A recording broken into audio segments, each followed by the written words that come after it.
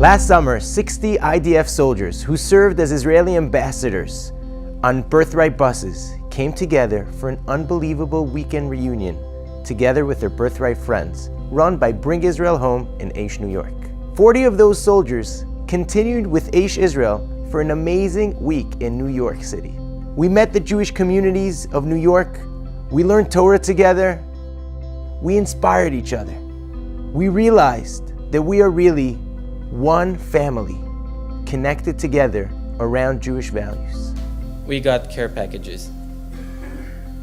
And inside, I wasn't care about the cigarette, the candies, the socks. It was a small letter. And every time each of my soldiers had a hard time, I told them, open your letter, read those letters, and see you are not alone. And we are not just defending Israel, we are defending the Jewish people. Doesn't matter you're left or right, your religion or secular, unity that's what we need. And for me this day, to see this evening, sit here together, all of us, it's amazing. It's incredible. This is unity.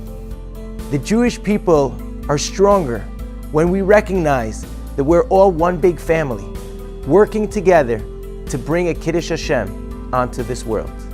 Make this world a better place.